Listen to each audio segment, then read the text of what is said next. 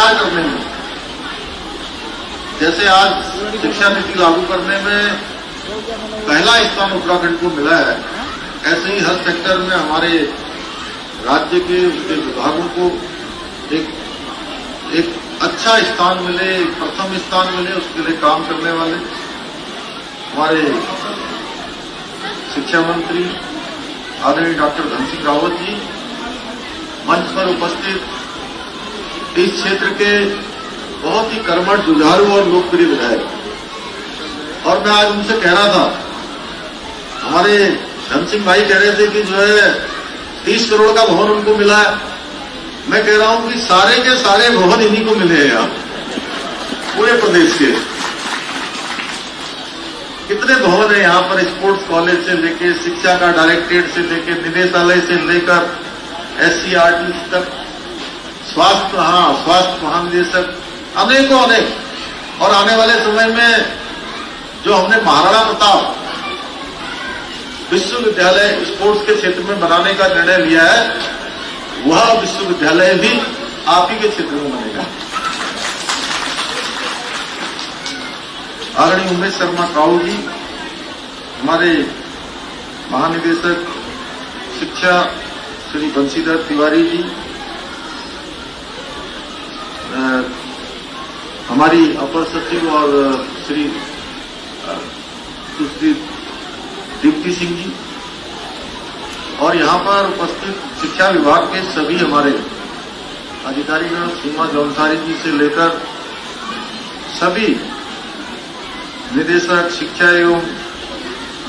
सभी अधिकारीगण, सभी शिक्षकगण, सभी बाल विकास विभाग से आए हुए सभी अधिकारीगण, सभी कर्मचारीगण, इस कार्यक्रम में उपस्थित हमारे सभी महानुभाव, भाइयों एवं बहनों, उपस्थित पत्रकार मित्रों, छायाकार बंधुओं, मैं सबसे पहले तो आज एक जो बहुत ही मैं कहूं कि देश के अंदर एक नया क्रांतिकारी कदम, और सच कहूं तो शिक्षा के क्षेत्र में एक नवनिर्माण जो हमारे आने वाले नौनिहालों के पूरे जीवन में होने वाला है। नई शिक्षा नीति, और नई शिक्षा नीति को देश के अंदर बनाने का काम, जैसा अभी आदरणीय डॉक्टर धन सिंह भाई कह रहे थे कि पहले हम मैकाले की शिक्षा पद्धति पढ़ते थे, अब भारत की जो सनातन पद्धति है, हमारी संस्कृति है, जो हमारी पहचान है, जो किसी समय हम कहते थे कि जब पूरी दुनिया शिक्षा के बारे में नहीं जानती थी कि शिक्षा होती क्या है, ये व्यवस्था होती क्या है, शिक्षा पद्धति तो बहुत दूर की बात है, जब दुनिया को पता नहीं था, उस समय भी हमारे देश के अंदर नालंदा और तक्षशिला जैसे विश्वविद्यालय होते थे, और वही भारत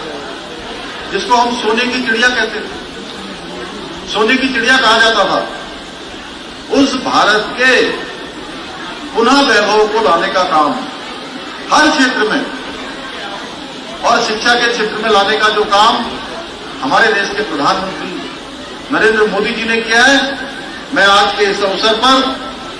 उनका पूरे उत्तराखंड की देवतुल्य जनता की तरफ से,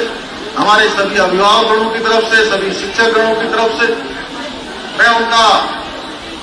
बहुत अभिनंदन करना चाहता हूं, बहुत धन्यवाद करना चाहता हूं। एक बार मैं चाहूंगा कि सब लोग जोर से तालियां बजाकर माननीय प्रधानमंत्री जी का धन्यवाद करें कि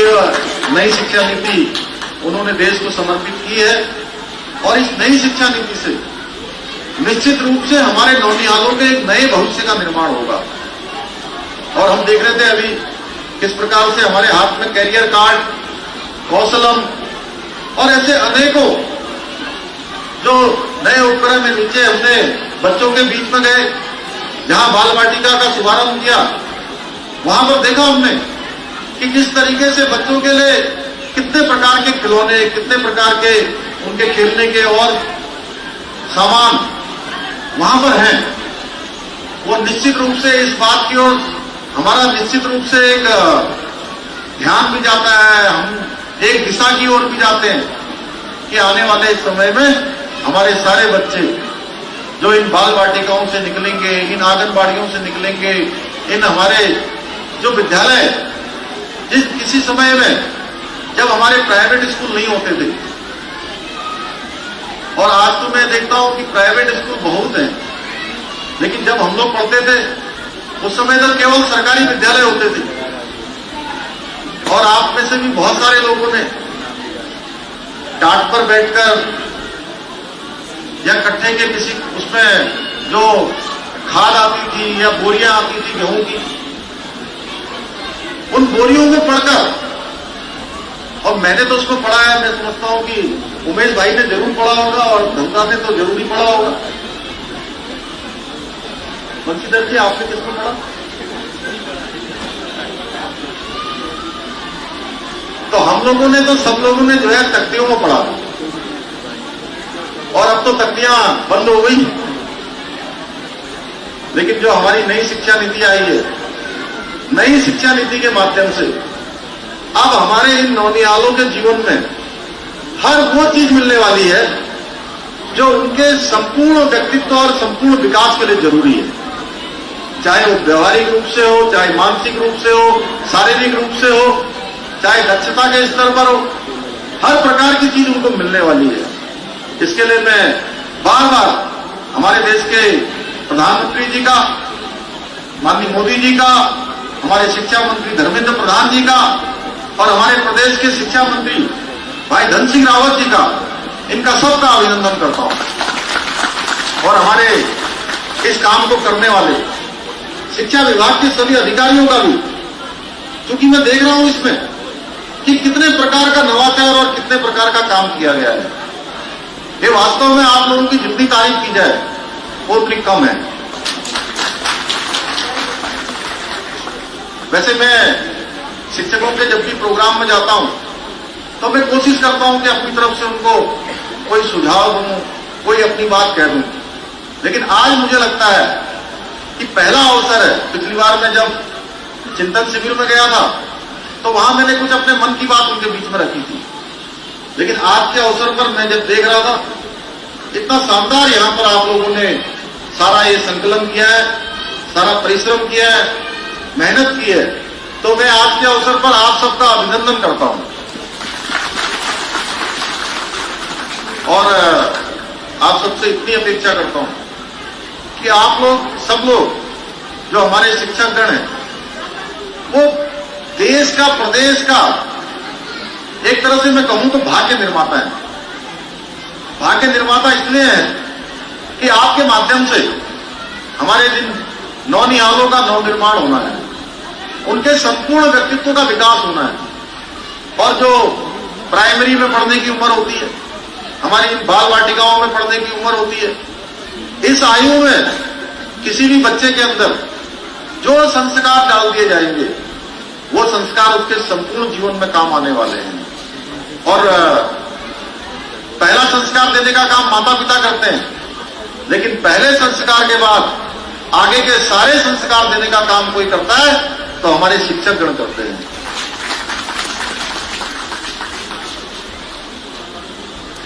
आज जहां शिक्षा निदेशालय भवन का लोकार्पण हुआ है, वहीं SCRT भवन का शिलान्यास हुआ है। और निश्चित रूप से बहुत बड़ा भवन यहां पर SCRT का बनेगा। उमेश भाई, आप क्योंकि यहां पर परमानेंट रहेंगे, और मैं जिस कार्यक्रम में भी जाता हूं, मैं एक बात कहता हूं हमेशा कि जिस भवन का भी हम लोग, जिस किसी स्थान का, जिस किसी भवन का, सड़क का, बिल्डिंग का, कोई अस्पताल का, जिसका भी हम शिलान्यास करते हैं, हमारी सरकार ने तय किया है कि हम उसका लोकार्पण भी करेंगे। केवल शिलान्यास नहीं करेंगे, शिलान्यास के बाद उसका लोकार्पण भी करेंगे। और लोकार्पण के साथ साथ उससे पहले होने वाली जितनी भी गतिविधियां हैं निर्माण से संबंधित, हम चाहते हैं कि उसका निर्माण कार्य बहुत गुणवत्ता का हो, बहुत अच्छा निर्माण कार्य हो, जिससे कि वो बिल्डिंग हमारी कई वर्षों तक चलती रही। क्योंकि पिछले अनुभवों में कई जगह पर आया है कि जो बिल्डिंगें बनती हैं उसमें ठीक प्रकार की गुणवत्ता कई जगह नहीं होती है। इसलिए मैं शिक्षा विभाग के सभी अधिकारी गणों से भी अनुरोध करूंगा और कार्यदायी संस्था से भी कहूंगा कि थोड़ा डीपीआर अगर बढ़ाना हो तो उस डीपीआर को बढ़ा दें। माननीय मंत्री जी उसकी परमिशन दे देंगे आपको, लेकिन उसमें कमी किसी चीज की नहीं होनी चाहिए। वो इतना अच्छा भवन बनना चाहिए कि जो बरसों बरसों तक जो है टिकाऊ हो, सुंदर हो, भव्य और दिव्य इमारत उसकी निर्माण होनी चाहिए।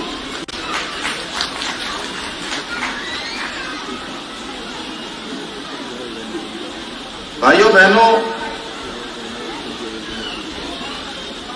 आज जब हम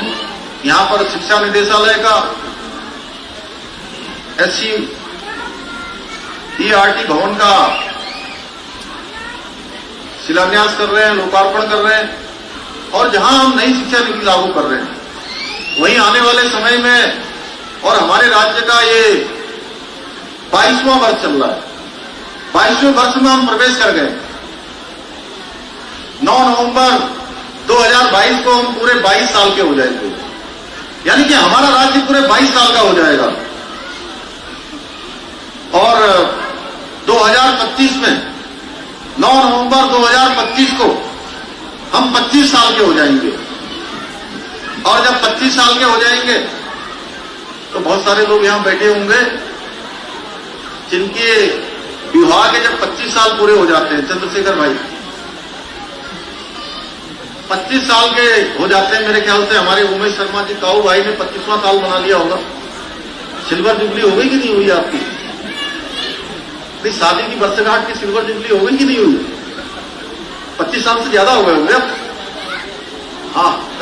तो और भी बहुत सारे लोग होंगे इसमें। 25 साल के जब होते हैं तो हम बोलते हैं उसको सिल्वर जुबली है और हिंदी में कहते हैं रजत जयंती वर्ष। तो हमने तय किया है कि हम जो हमारा संकल्प है, विकल्प रहित संकल्प के आधार पर प्रदेश को आगे बढ़ाएंगे। और जब हमारा राज्य 25 साल का होगा, उस साल हम अपने अपने डिपार्टमेंट से, जो भी हमारा डिपार्टमेंट है, जैसे शिक्षा विभाग है, यहां पर बाल विकास विभाग है, हमारा कौशल विकास विभाग है, अनेकों अनेकों विभाग। अभी 2 दिन पहले मैं मत्स्य विभाग के कार्यक्रम में गया था, जहां बहुत तेजी से मछली पालन का काम शुरू हुआ है। पहाड़ों में भी दूर दूर, टेहरी में, उत्तरकाशी में, बागेश्वर में, ऐसे अनेकों स्थानों पर मछली पालन के क्षेत्र में अभिनव प्रयोग किए जा रहे हैं, अभिनव काम किए जा रहे हैं। तो मैंने उनसे अपेक्षा करी है कि 2025 तक हम अपने डिपार्टमेंट का कोई एक ऐसा 2 ऐसे काम करें कि वो केवल हमारे उत्तराखंड के अंदर तो जाने ही जाएं, उत्तराखंड की जनता के लिए तो लाभकारी हो ही हो, जन कल्याणकारी हो, उसके साथ साथ पूरे देश के अंदर लोग कहें कि उत्तराखंड के अंदर उस विभाग में ये कार्यक्रम चलाया जा रहा है। जैसे आज हम बहुत सारे प्रदेशों का उदाहरण लेते हैं। अभी मैं एक बड़ी बैठक से आया, तो उस बड़ी बैठक में भी हमने चर्चा करी लगातार कि कैसे हम कृषि के क्षेत्र में काम कर सकते हैं, कैसे हम डिजिटल क्षेत्र में काम कर सकते हैं, कैसे हम जैविक खेती के रूप में काम कर सकते हैं, कैसे फलों के और बागवानी के क्षेत्र में काम कर सकते हैं। उसी प्रकार से जब नई शिक्षा नीति लागू हो गई है और 2030 तक का हमारा लक्ष्य है कि 2030 तक हम इस शिक्षा नीति को पूरी तरह से उत्तराखंड के अंदर लागू कर देंगे। और आदरणीय धन सिंह रावत जी के नेतृत्व में हमारा शिक्षा विभाग तेजी से काम करेगा, जन जन का विभाग होकर काम करेगा, एक एक बच्चे के नवनिर्माण का काम करेगा, उनके व्यक्तित्व का विकास करेगा, सभी बच्चों के जीवन में एक सुधार लाने का काम, एक ऐसा संस्कार देने का काम कि जो केवल कुछ दिनों के लिए नहीं बल्कि उनके संपूर्ण जीवन भर के लिए काम आने वाला काम करेगा। तो उस दिशा में हम कौन सा एक ऐसा काम करेंगे, कौन से हम ऐसे 2 काम करेंगे कि जिससे हमारा 2025 में शिक्षा के नाते भी ये जाना जाए। इस दिशा में हमारे शिक्षा विभाग के महान जो विद्वान लोग हैं निश्चित रूप से चिंता करेंगे। बंशीधर जी, उनकी पूरी टीम यहां पर निश्चित रूप से इस दिशा में काम करेगी। आज जहां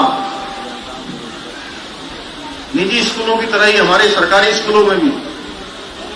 प्री स्कूल की व्यवस्था हो रही है और आज हमारे उत्तराखंड के छोटे छोटे नौनिहालों के लिए ऐतिहासिक योजना childhood care and education ECC का भी हम लोग शुभारंभ करने जा रहे हैं। अभी जो early childhood care and education एवं नर्सरी के अध्ययन बच्चों के साथ जो मुलाकात हुई और मुझे ऐसा प्रतीत हुआ कि निश्चित रूप से नई शिक्षा पद्धति उनके संपूर्ण जीवन को बदलने वाली है, संपूर्ण जीवन के लिए उनके लिए एक आधारशिला और एक मजबूत फाउंडेशन का काम करने वाली है। आज मैं आप सबको बहुत बधाई देता हूं, बहुत शुभकामनाएं देता हूं कि माननीय प्रधानमंत्री जी द्वारा नई जो राष्ट्रीय शिक्षा नीति लाई गई है उस पर हम लोगों का भी यह दायित्व है। दायित्व और भाव दोनों रखना होगा, उतना ही लगाव भी रखना होगा, उतना ही इसको आत्मसात भी करना होगा, क्योंकि आज प्रधानमंत्री जी के नेतृत्व में जहां एक भारत श्रेष्ठ भारत की कल्पना की गई है और उस दिशा में आज भारत आगे बढ़ रहा है। जागने कौशलम ये किताब मेरे हाथ में आई तो मुझे ध्यान आया कि 2014 में जब देश के प्रधानमंत्री के रूप में माननीय मोदी जी ने काम करना प्रारंभ किया तो पहली बार देश के अंदर ये विभाग बनाया गया, स्किल डेवलपमेंट का विभाग। और ये इसके पीछे हेतु यह था कि आज हम इसको नई शिक्षा नीति में सम्मिलित कर रहे हैं। हमारे नए बच्चों को नवाचार से सिखाने का काम करेंगे, उनको बौद्धिक रूप से, मानसिक रूप से, प्रबंधन के क्षेत्र में, अनेकों क्षेत्रों में उनको अंदर से भी मजबूती मिलेगी, बाहर से भी मजबूती मिलेगी। और इसके पीछे हेतु था कि ऐसे बहुत सारे नौजवान जो जिनके अंदर योग्यता है, प्रतिभा है, क्षमता है, वो आगे बढ़ना चाहते हैं लेकिन उनके पास संसाधन नहीं है, साधन नहीं है, तो कैसे आगे आएंगे? उनके लिए ये स्किल डेवलपमेंट का ये विभाग चलाकर उनको हर प्रकार से प्रशिक्षण देने का काम किया गया है। आज चाहे मेक इन इंडिया कार्यक्रम हो, स्टार्टअप इंडिया कार्यक्रम हो, स्किल इंडिया कार्यक्रम हो, ऐसे अनेकों कार्यक्रम आज देश के अंदर चल रहे हैं। भाइयों बहनों, इसके पीछे एक ही उद्देश्य है कि आत्मनिर्भर भारत बने, एक भारत श्रेष्ठ भारत बने। जहां आज इस कार्यक्रम का यहां पर शुभारंभ हुआ है और बाल वाटिका में जिन उद्देश्यों के लिए आज नई शिक्षा नीति और ये कार्यक्रम चले हैं उसमें हमारी आंगनबाड़ी की कार्यकर्ता बहनें, उनका भी आंगनबाड़ी से जुड़े हुए हमारे सभी कार्यकर्ती, सभी बहनें, उनका भी विशेष योगदान होना चाहिए। उनका भी विशेष योगदान हमेशा से रहा है। शिक्षा विभाग और बाल विकास विभाग का दोनों का चोली दामन का साथ है। दोनों विभागों के अधिकारियों और कर्मचारियों से मैं कहना चाहूंगा कि बच्चों के लिए एक दूसरे के पूरक के रूप में कार्य करने वाले इन विभागों के द्वारा जो भी योजनाएं संचालित की जा रही हैं या केंद्र सरकार से जो योजनाएं संचालित हो रही हैं, उन सब का निश्चित रूप से परिणाम दिखना चाहिए, उनके परिणाम आने चाहिए। अन्यथा कई बार हम औपचारिक रूप से कार्यक्रम करते हैं और उसके आउटपुट नहीं आते हैं। लेकिन यहां पर मैं देख रहा हूं कि आप लोगों ने बहुत परिश्रम से काम किया है और इस राज्य ने प्राथमिक शिक्षा के प्रति, बाल विकास तथा बाल विकास के प्रति प्राथमिक शिक्षा को धरातल पर उतारने का जो भी प्रयास किया गया है वो सराहनीय है और भविष्य में और ज्यादा मजबूती से और दृढ़ता से और परिश्रम से इसको धरातल पर उतारना चाहिए। साथ ही मैं आज समस्त अभिभावकों से आह्वान करता हूं कि कार्यक्रम के हित धारक होने के नाते, यानी कि स्टेक होल्डर होने के नाते, जो भी आज हमारे वर्चुअल इससे जुड़े हुए हैं या यहां पर बैठे हुए हैं, उनका भी ये दायित्व है कि वो नई शिक्षा नीति में अपने उत्तरदायित्व को निर्धारित करें और जो माननीय प्रधानमंत्री जी की सोच है उस सोच के अनुरूप अपने बच्चों के भविष्य को बनाने के लिए जो हमारे शिक्षा विभाग के द्वारा, शिक्षकों के द्वारा जो पठन पाठन किया जा रहा है उसमें अपना दायित्व निर्धारित कर अपना योगदान देंगे तो निश्चित रूप से जो एक भारत श्रेष्ठ भारत, बच्चों के नवाचार से संबंधित जितनी भी चीजें हैं वो साकार रूप लेंगी। भाइयों बहनों, चूंकि बाल वाटिका आज शुरू हो गई है, नई शिक्षा नीति प्रारंभ हो गई है। अभी 2 दिन पहले जिसके बारे में हमारे अभी संचालक जी कह रहे थे कि एक कार्यक्रम हमारे मुख्य सेवक सदन में आयोजित किया गया था और जिसमें Modi and 20 dreams meet delivery पुस्तक, उसका उत्तराखंड में विमोचन हुआ। और उस विमोचन के कार्यक्रम में बहुत सारे महानुभाव, बहुत सारे शिक्षाविद, बहुत सारे अनेकों क्षेत्रों में काम करने वाले सभी लोगों को आमंत्रित किया गया था। तो ये पुस्तक निश्चित रूप से एक अद्भुत पुस्तक है जिसमें माननीय प्रधानमंत्री जी के 20 सालों के कार्यकाल का उल्लेख किया गया है, जिसमें वो मुख्यमंत्री के रूप में और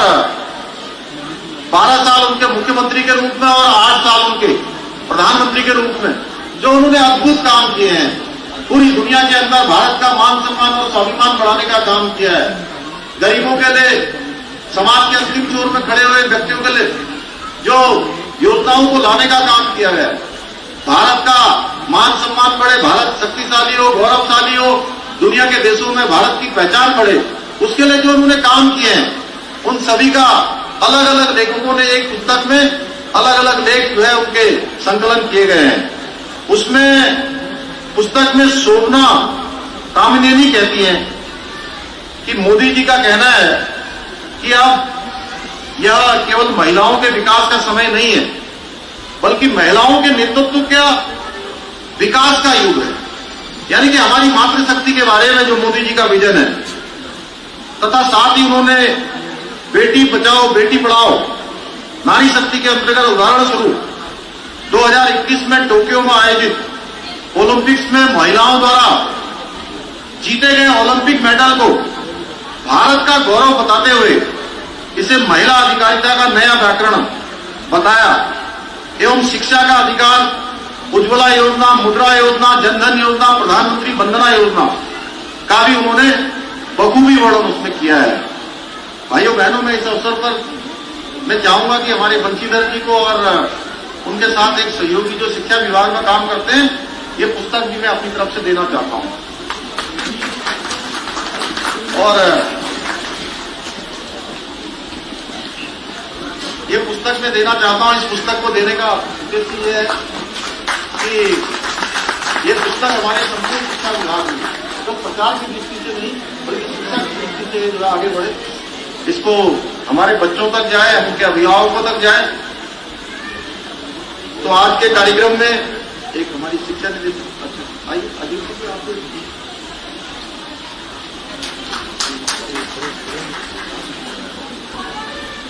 भाइयों बहनों,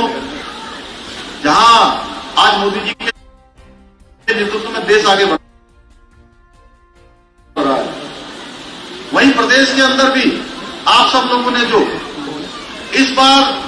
एक ऐतिहासिक काम किया है, उत्तराखंड की देवतुल्य जनता ने एक मिथक तोड़ने का काम किया है। और पहले क्या होता था कि हर बार चुनाव होते थे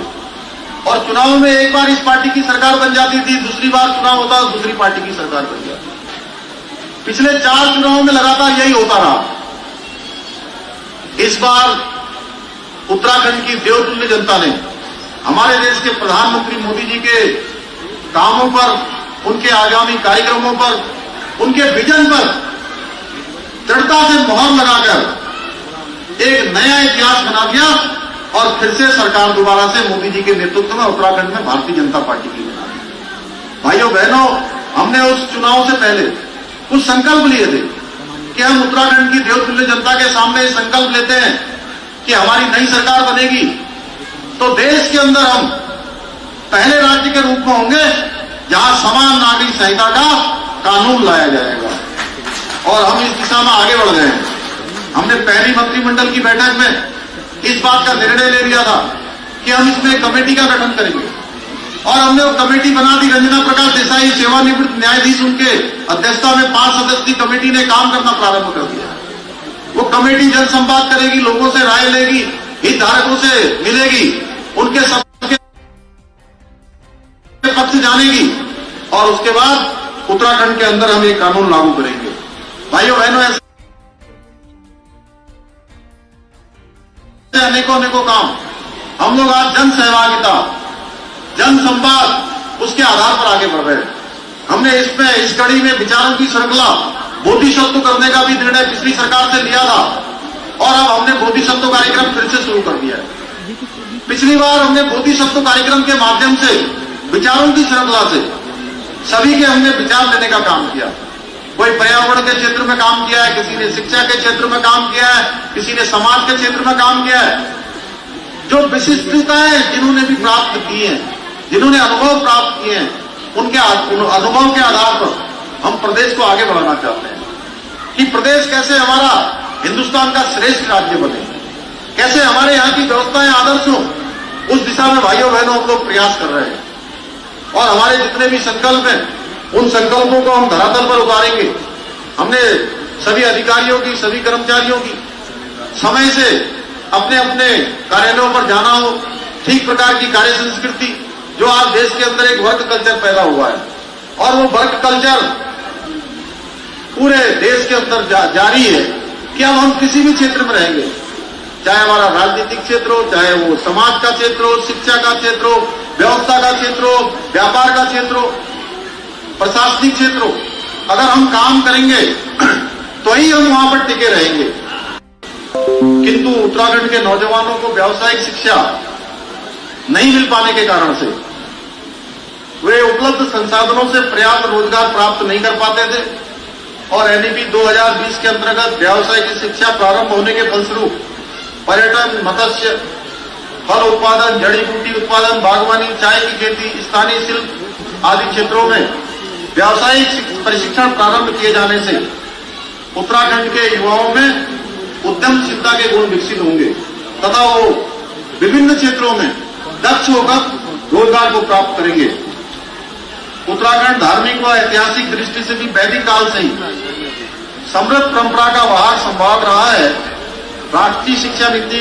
2020 के अंतर्गत भारतीय ज्ञान परंपरा के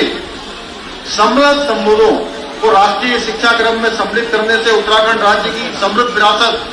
यथा कंठ आश्रम, व्यास गुफा, लाखा मंडल, कालिदास की जन्मस्थली, गोइठा, काली मठ, पाताल भुवनेश्वर, जागेश्वर धाम, देवी धुरा का पाषाण युद्ध भगवाल आदि को वैश्विक पहचान पुनः प्राप्त हो पाएगी। ऐसे अनेकों अनेकों जो नई शिक्षा नीति से हम सबको लाभ होने वाला है। तो मैं आज के अवसर पर बहुत ज्यादा न कहते हुए हमारे यहाँ के लोकप्रिय विधायक आदरणीय उमेश शर्मा काऊ जी ने कहा है कि यहाँ की आंगनबाड़ी केंद्र जिनका भवन जीर्ण शीर्ण हो गया है, 5 आंगनबाड़ियां ऐसी हैं, उनकी मरम्मत की जाएगी जिससे कि हमारे बच्चों को वहां पर बैठने के लिए अच्छा स्थान मिल पाएगा, एक सुविधाजनक स्थान मिल पाएगा, आरामदायक स्थान मिल पाएगा। मैं इसकी घोषणा करते हुए अब अपनी वाणी को विराम देता हूं और डायरेक्टर बेसिक रह गई हैं, मैं उनको भी कहता हूं कि वो आए और उनको बेसिक